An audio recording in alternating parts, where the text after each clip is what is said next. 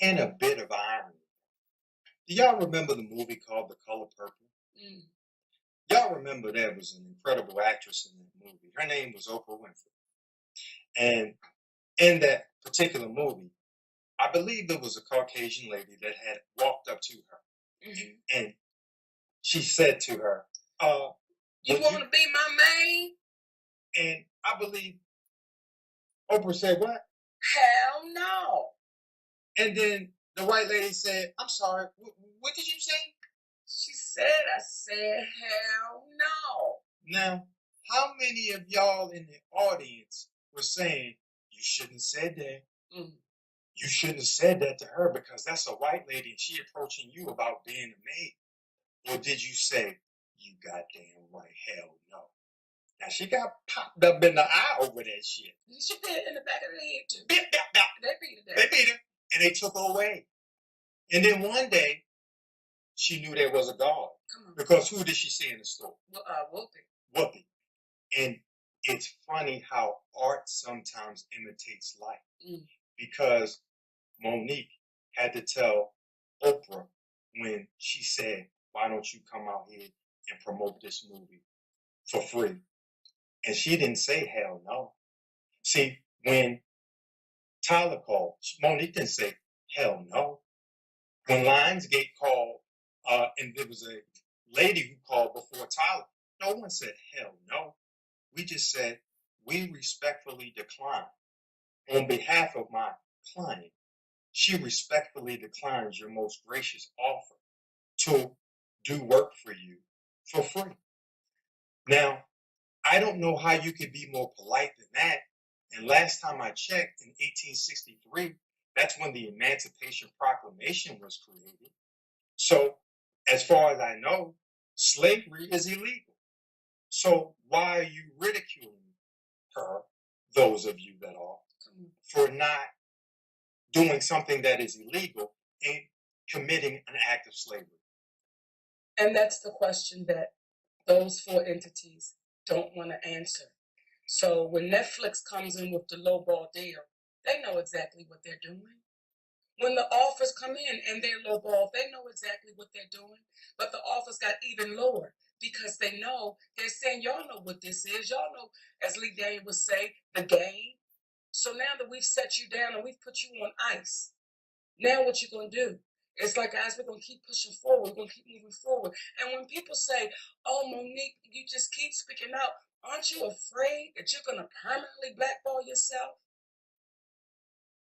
But this, you got to let them know you ain't got no sense. We ain't got no sense. See, Daddy. But see, y'all under the impression that we think we got sense. No, goddamn. Listen, we know we don't have no sense. We know there's a biblical story about David and Goliath. Tell me about the time you had the big black woman that says, you know what? Not only do I want to go up against Goliath, but I want to go up against Oprah, Tyler, Lee, Lionsgate, Will Packer, because I ain't got nothing to do but just start a fight with them. Or has historically the powerful imposed themselves on the powerless? Because the question I would ask you is, what did Monique do when she said, no, I'm not going to work for you because I don't have a contract with you? And again, to finish the story in Paul Harvey fashion, the rest of the story with art and imitating life, as Oprah came in the store and got the products for, as Whoopi got the products for Oprah, and she knew there was a God when she saw that day, Oprah said, Whoopi was going to school Monique on how to conduct business.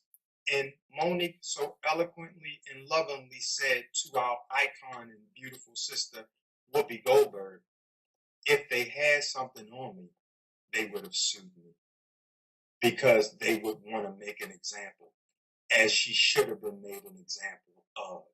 But guess what? It never happened because they had no legal connection to her. Hashtag make it make sense, y'all. And I want to say this. Say it. Because when you go on history for the sisters that had to take a stand, and you see how they left here, right? And for those of you that are saying, Monique, you know, we believe you'll make it better for the next one's coming, but it might not get to you. I don't believe that, because we believe in truth and we believe in honesty.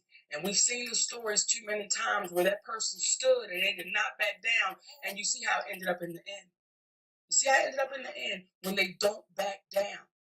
And I'm not going to back down. We're not going to back down when it comes to Oprah Winfrey. And I need to say this out of my mouth, because people are saying, oh, we got a beef and they clashed.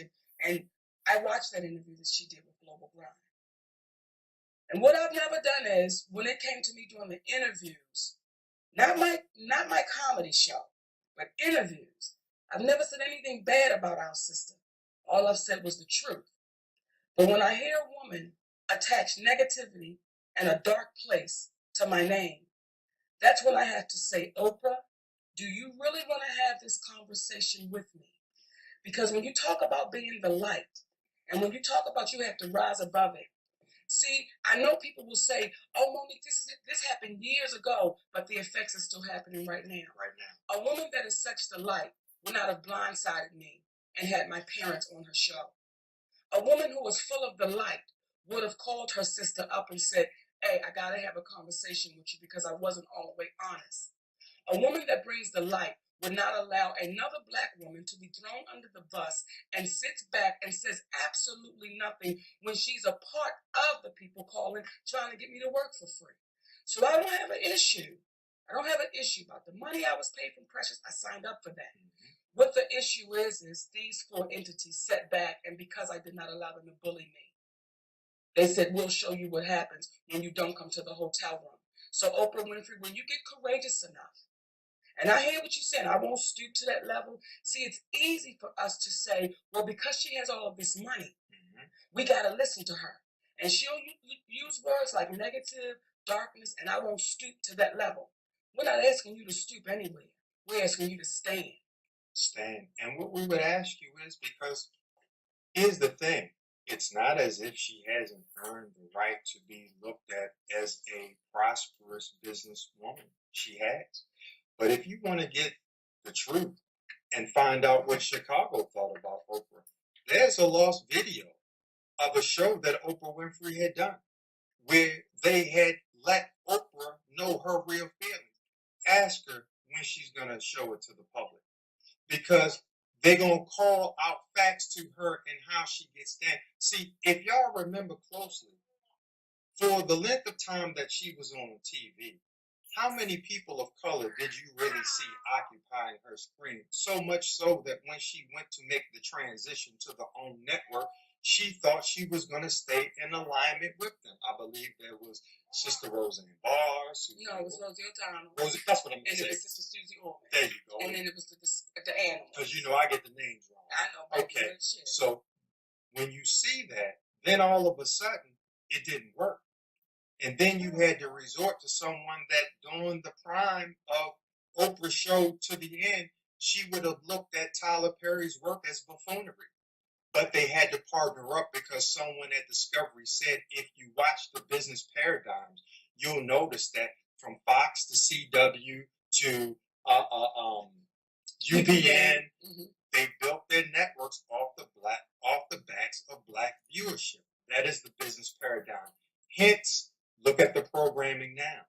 So this is not to speak in reference to her as being a terrible individual, but it can show you how terrible that the business is, that it fails to make you, or fails to allow you to keep the connection with your community, because you need to keep your community. You need to keep your connection with your cachet and your cash.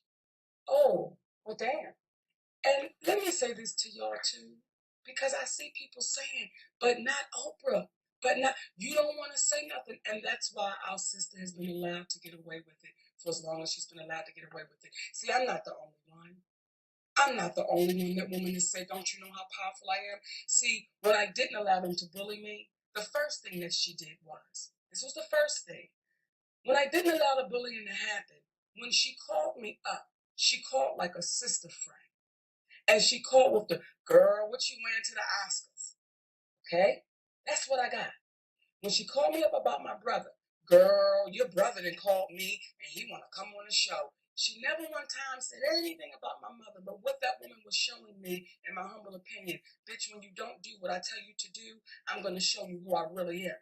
Well, so it would seem. So to have my mother on that show after I told that woman, and see, this is what, when Global Grind, be courageous enough to ask her the right questions. Don't be afraid to say, it seems like you're taking the high road. Be courageous enough, Global Grind, to ask the woman the right questions. Because when you have my mother on your show, after I told that woman, I said, listen, me and my family, we're not cool right now, especially me and my mother. Me and my mother's relationship has taken a hit. And that woman shared some things with me about her family that, again, I ain't that type of person. I will never share it. Now, she may have put it in the list of things I say to everybody about my family, or maybe some real shit. I don't know. However, me and that woman had a sister-to-sister conversation. But with her being powerful, what she showed me was, when you don't do what I tell you to do, I will have your mother on the show. I will have your drunk father on the show, and I don't owe you an apology, because I'm Oprah Winfrey.